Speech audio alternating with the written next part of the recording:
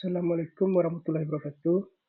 Perkenalkan, nama saya Muhammad Iqbal dengan NIM 2306 50559. Jadi, di sini saya akan mempresentasikan materi yang berjudul Radio FM.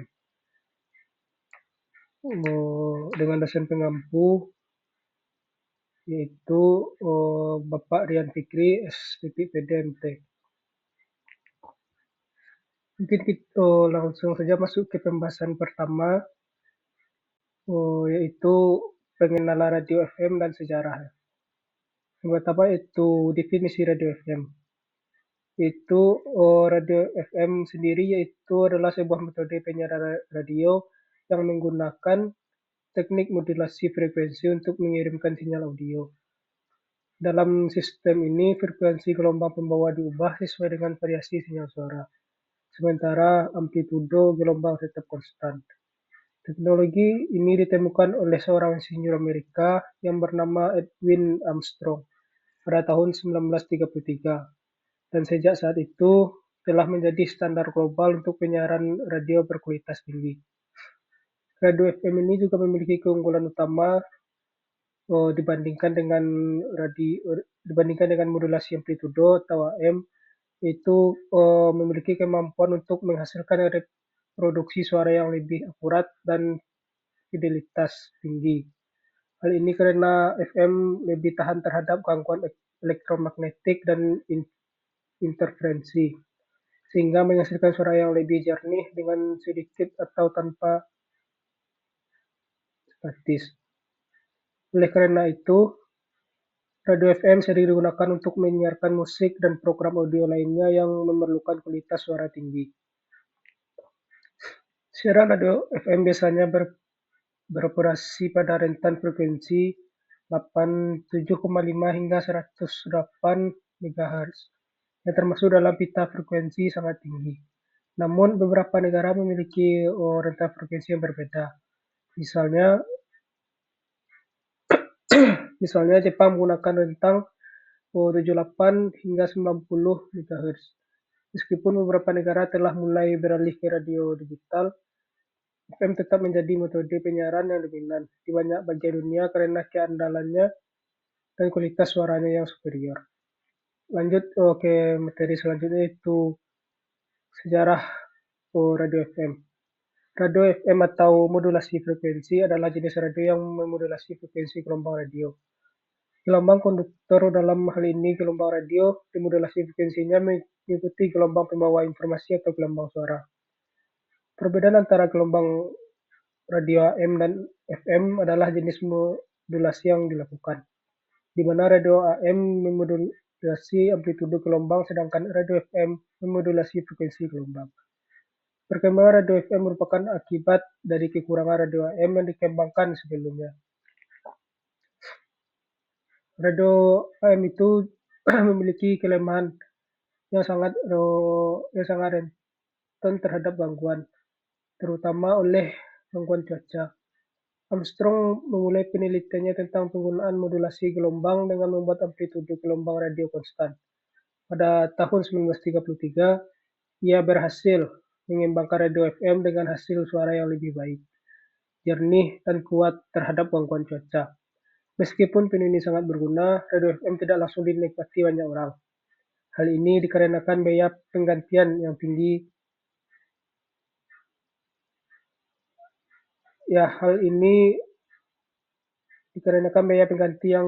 Pemancar dan penerima yang sebelumnya menggunakan prinsip radio AM. Dan juga pada tahun 1940, memasuki tahun 1940, Armstrong mulai membangun sistem radio FM pertama di dunia. Meskipun demikian, banyak kendala yang membuat radio FM tidak berkembang pesat. Pada akhir 1960-an, radio FM menjadi populer sehingga mengganti radio AM. Setelah itu, radio FM menjadi pilihan terbaik untuk saluran komunikasi. Materi selanjutnya yaitu modulasi frekuensi atau frekuensi modulasi FM. Berbeda dengan modulasi amplitudo, modulasi frekuensi menghasilkan perubahan pada frekuensi gelombang pembawa. Jadi sinyal informasi yang dimodulasikan atau ditumpangkan pada gelombang pembawa menyebabkan perubahan frekuensi gelombang pembawa sesuai dengan perubahan tegangan. Jadi, jika gelombang pembawa itu dimodulasi oleh gelombang sinyal, sedemikian rupa sehingga frekuensi gelombang pembawa berubah sesuai dengan perubahan simpangan atau tegangan gelombang sinyal. Maka demodulasi ini disebut modulasi frekuensi atau frekuensi modulasi FM. Dan materi selanjutnya yaitu radio penerima FM. Penerima radio FM bertugas menerima isyarat RF, memperkuat, memodulasikan dan memperkuat isyarat informasi yang didapat sehingga bisa dimengerti. Dan juga ini ada bagan kotak dari penerima FM itu sendiri. Yang pertama itu bagian antena, yaitu gelombang elektromagnetik di udara ditangkap oleh antena yang berguna sebagai peranti untuk menangkap pancaran gelombang elektromagnetik, kemudian diubah menjadi isyarat listrik. Yang kedua yaitu penguat RF, yaitu untuk meningkatkan untuk kerja radio penerima FM. Isyarat pembawa perlu dikuatkan pada penguat RF. Penguat RF merupakan penguat yang bersifat penapis. Penguat RF digunakan untuk memilih isyarat pada penala sehingga dapat mencegah masuknya frekuensi lain yang masuk pada untai pencampur, yang dapat menimbulkan frekuensi bayangan dan meningkatkan untuk kerja radio penerima FM. Yang ketiga itu ada mixer. Mixer itu untuk mencampur merupakan tempat pencampuran antara frekuensi yang berasal dari penguat RF dengan frekuensi yang dihasilkan osilator. Keluarannya setelah ditapis adalah sebuah syarat frekuensi. Yang keempat itu ada osilator, merupakan pembangkit isyarat elektrik arus rangka dengan amplitudo tetap dan frekuensi yang akan dicampurkan dengan isyarat masukan pada pencampur. Karena perubahan frekuensi penalaan di bagian penguat RF dibuat sama dengan perubahan frekuensi penalaan osilator lokal, maka hasil pencampuran antara frekuensi osilator dan frekuensi pembawa yang dikuatkan penguat IF memiliki frekuensi yang tetap, yang secara praktis nilainya sekitar 10,7 MHz. Yang selanjutnya itu ada penguat IF. Penguat IF ini disebut juga penguat frekuensi menengah. Hasil pencampuran getaran listrik dari lingkaran penala yang telah dicampur pada bagian mixer yang merupakan frekuensi menengah ini masih lemah, oleh karena itu harus diperkuat pada penguat IF. Bagian selanjutnya itu ada detektor. Untuk dapat mendeteksi suatu syarat, maka diperlukan suatu untai yang tegangan keluarannya linear sesuai dengan frekuensi syarat masukan. Pada bagian penguat IF dan transformator MF masih tercampur antara frekuensi tinggi dan frekuensi informasi. Jika keduanya tidak dibedakan, maka kita tidak dapat mendengarkan suara dari radio, sehingga diperlukan detektor untuk memisahkan antara frekuensi pembawa dan frekuensi suara. Yang selanjutnya itu ada bagian penguat audio. Untuk mengeluarkan suara loudspeaker memerlukan tenaga atau aliran listrik yang cukup. Maka itu frekuensi syarat suara harus dikuatkan pada penguat audio, sehingga amplitudo syarat suara tersebut dapat menggerakkan membran penyuara. Yang bagian terakhir itu ada sumber tenaga, yaitu bagian yang memberikan daya listrik kepada bagian-bagian penerima FM. Tanpa sumber tenaga, maka bagian-bagian pada penerima FM tidak dapat bekerja. Yang selanjutnya, materi selanjutnya itu radio pemancar FM.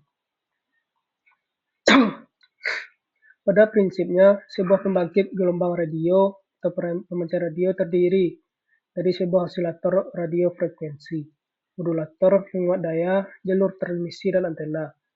Sistem modulator dan penguat daya pemancar sangat ditentukan oleh jenis modulasi yang digunakan. Di sini ada juga beberapa gambar bagan kotak pemancar FM.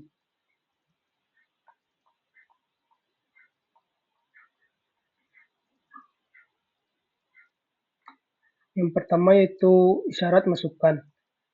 Isyarat masukan itu merupakan isyarat informasi yang diubah menjadi isyarat listrik dalam ranah frekuensi yang akan dikirim oleh pemancar.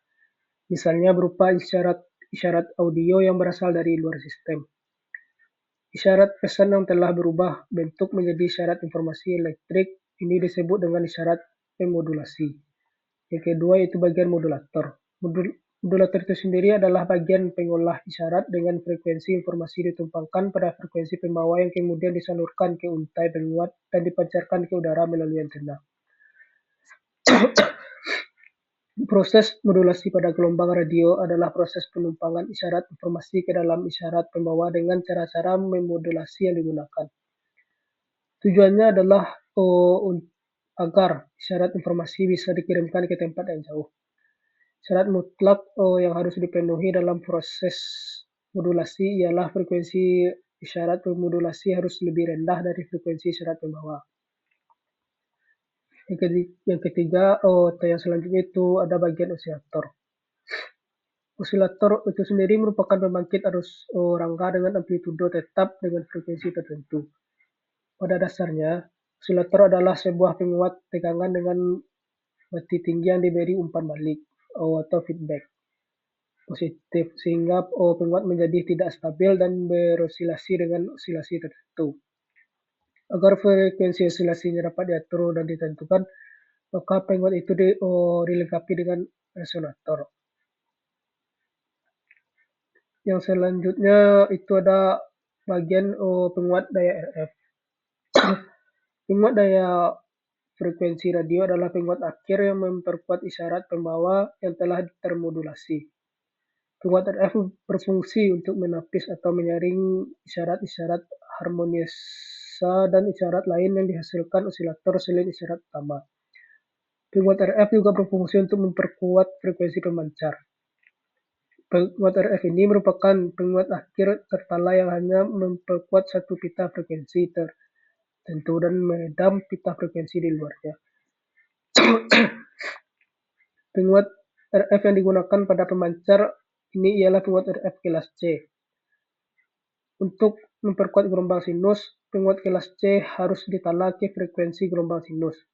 Karenanya, penguat kelas C yang ditala merupakan untai pita arus sempit.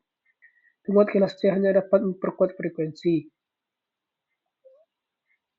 Penguat kelas C hanya dapat memperkuat frekuensi-frekuensi di sekitarnya. Dalam untai kelas C, harus mengalir jauh lebih kecil dari 190 derajat dan tampak seperti pulsa sempit. Jika pulsa arus sempit seperti ini menggerakkan rangkaian resonan, tegangan pada untai penguat hampir mendekati gelombang sinus sempurna. Yang selanjutnya itu antena.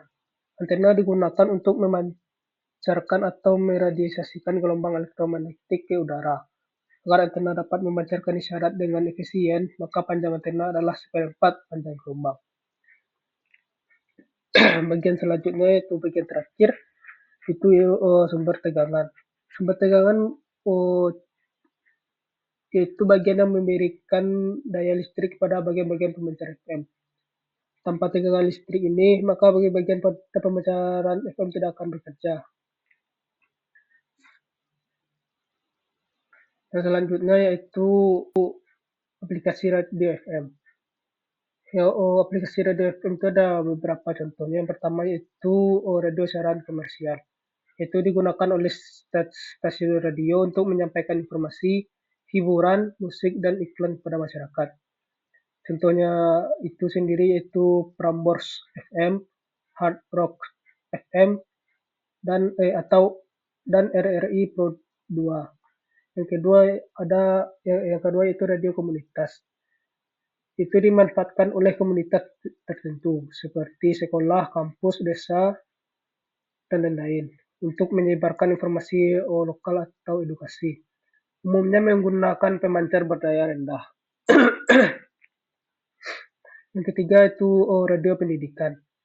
Itu digunakan dalam dunia pendidikan untuk pembelajaran jarak jauh, siaran materi pelajaran, dan kegiatan edukatif. Contohnya itu radio kampus atau siaran edukatif oleh lembaga pendidikan. Yang keempat itu radio komunikasi internal. Digunakan untuk komunikasi dua arah dalam lingkungan terbatas, misalnya keamanan atau security, transportasi atau bandara pelabuhan, dan militer atau kepolisian. Yang kelima itu ada pemancar FM mini untuk eksperimen dan praktikum. Itu digunakan dalam pendidikan teknik atau elektronika untuk praktik pembuatan dan pengujian sistem komunikasi nirkabel, termasuk dalam perancangan rangkaian pemancar dan penerima sederhana. Yang keenam itu ada radio siaran hobi atau pribadi. Untuk eksperimen atau hobi seperti radio amatir pada band FHF dengan lisensi khusus. Umumnya digunakan oleh komunitas radio amatir. Yang ketujuh itu ada radio navigasi dan informasi. Itu digunakan untuk menyiarkan informasi lalu lintas atau cuaca di kendaraan, terutama di negara maju. Misalnya sistem RDS atau radio data sistem pada radio mobil. Yang kedelapan itu penerapan di perangkat elektronik. Kelima, FM tersedia dalam banyak perangkat elektronik seperti handphone, jam tangan, speaker Bluetooth, pemutar MP3 atau MP4, sebagainya. Selanjutnya itu kesimpulan. Sebelum itu, radio FM juga memiliki keunggulan dan kelemahan. Yang pertama itu keunggulannya antara lain itu kualitas suara lebih baik dibandingkan sistem AM karena memiliki rasio signal to noise yang lebih tinggi. Itu yang kedua itu minim gangguan atmosfer karena modulasi frekuensi lebih tahan terhadap gangguan eksternal dibandingkan modulasi amplitudo. Yang ketiga itu bandwidth lebih besar yang memungkinkan transmisi suara stereo berkualitas tinggi. Kelemahannya itu antara lain itu memerlukan bandwidth yang lebih besar, sehingga hanya sedikit stasiun yang bisa disiarkan dalam suatu rentang frekuensi tertentu. Yang kedua itu biaya pertahanan lebih tinggi, karena membutuhkan rangkaian elektronik yang lebih kompleks dibandingkan penerima AM. Itu sebenarnya itu kesimpulan dari materi yang telah saya jelaskan tadi, yaitu radio FM atau frekuensi modulasi merupakan teknologi penyiaran suara melalui gelombang radio yang banyak digunakan untuk menyampaikan informasi, hiburan, dan musik kepada masyarakat. Saat ini radio FM tersedia dalam dua bentuk, yaitu radio FM konvensional offline dan radio FM digital atau streaming online. Radio FM konvensional menggunakan sinyal dari pemancar lokal dan dapat digunakan tanpa koneksi internet, asalkan perangkat memiliki chip FM tuner dan menggunakan handset sebagai antena. Sementara itu, radio FM digital bekerja melalui koneksi internet dan memungkinkan pengguna mengakses siaran dari berbagai negara melalui aplikasi seperti Tunnel, radio FM, dan radio garden. Keunggulan radio FM antara lain hemat daya dan data, khususnya versi online. Khususnya versi offline, serta dapat diandalkan di daerah terpencil atau saat darurat. Namun tidak semua perangkat modern mendukung FM tuner, dan kualitas siaran bisa terganggu oleh gangguan sinyal. Dengan perkembangan teknologi, radio FM tetap relevan karena fleksibel dan mudah diakses, baik secara offline maupun online. Baik, mungkin cuma itu materi yang dapat saya jelaskan dari radio FM. Terlebih tak kurang, saya mohon maaf. Saya kira dengan wabillahi taufiq wal hidayah. Assalamualaikum warahmatullahi wabarakatuh.